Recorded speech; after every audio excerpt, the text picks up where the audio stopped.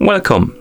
In front of me I have a Samsung Galaxy Watch 6 and I'm gonna show you how to enable and how to disable the water lock mode on this watch. First we need to wake up the screen on our watch, and you can do it by pressing the power button. Once you wake up the screen, you can swipe down from the top of the screen to open the quick panel.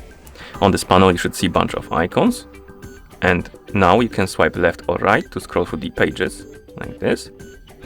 Scroll through the pages and find the water lock icon. It looks like this, like the water droplets. And to enable the mode, simply tap on this icon, and you will see this icon right here in the corner, which indicates that the mode is enabled.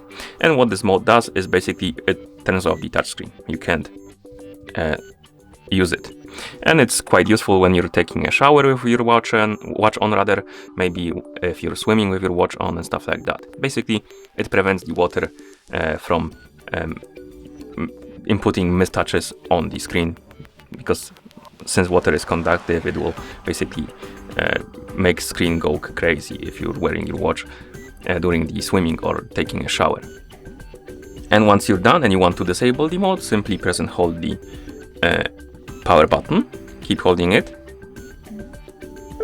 and after a second or two the watch will start making a sound which is there to eject the water from the speaker, and once it's done it will go back to watch face. Okay, and that's how you enable and how you disable the water lock mode on this watch. Thank you for watching.